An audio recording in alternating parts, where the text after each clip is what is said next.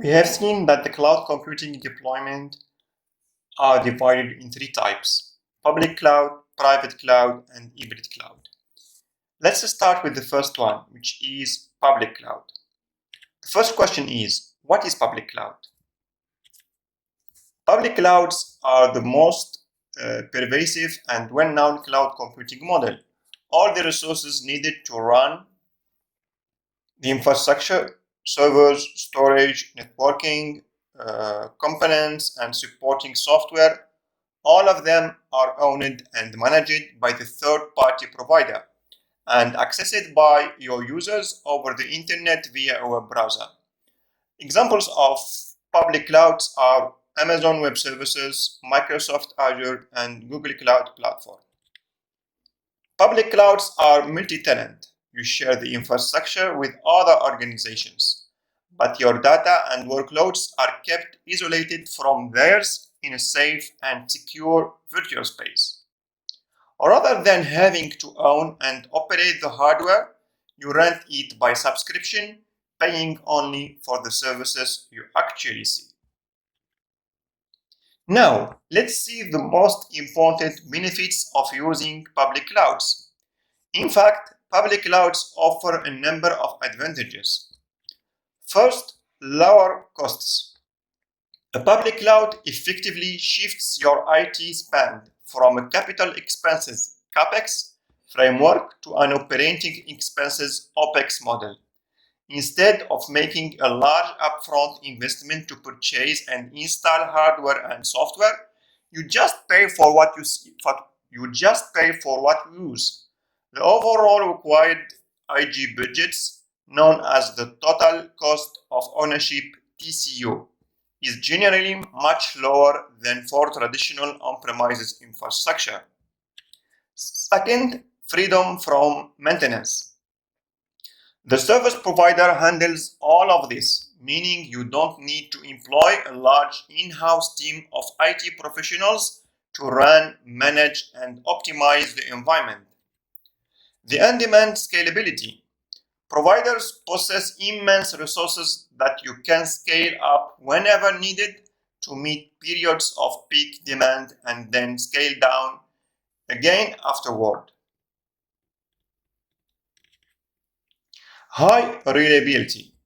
Cloud providers maintain large geographically distributed networks of servers, together with sophisticated redundancy and failover strategies to ensure customers against outage and downtime. Then, reduced complexity. With traditional on-premises systems, as much as 80% of IT time and resources are consumed by merely keeping the lights on, the public cloud eliminates most of this expense and complexity. This lets you maintain a much smaller cadre of IT experts in-house, focused on building and delivering high-value products and services. And finally, flexible pricing options. In fact, cloud providers offer different tiers of service, known as service level agreements, SLA. Higher guaranteed level of speed, availability, and resource provisioning come at a premium. You can choose this for mission-critical workloads and pay a lower rate for less vital and low-use applications. You can also shop around for the best combination of price and performance in today's highly competitive public cloud marketplace. Okay, let's go to see what are the challenges of public clouds, or what are the disadvantages in using public clouds. There are some limitations to public clouds. First, the security. The protection and privacy of data hosted by cloud providers remain the top two concerns of any major business. Public cloud services offered by any leading vendors are secure, but the real difficulty is to use them in a secure way. Companies must indeed adopt good practices in terms of cybersecurity. There is no risk of intrusion between neighbors on a public network, but misuse of the infrastructure contracted by another company can put yours at risk, as a successful attack on the main server opens a breach for each client system. But this kind of situation occurs rarely when the provider is reliable and of quality.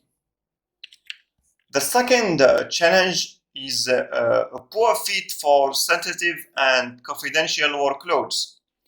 In fact, some industries, such as finance and healthcare, require very high levels of security and are subject to strict privacy controls. These factors make public clouds inappropriate or preclude them outright. Third, the high expense.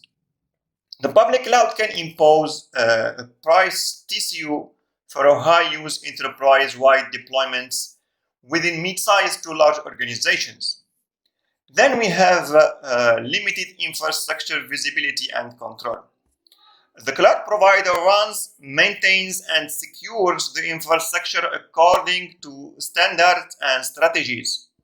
They set and enforce them. This may not be sufficient to meet regulatory requirements for your particular industry. That's all with the public cloud. Let's move now to see the video of the private cloud.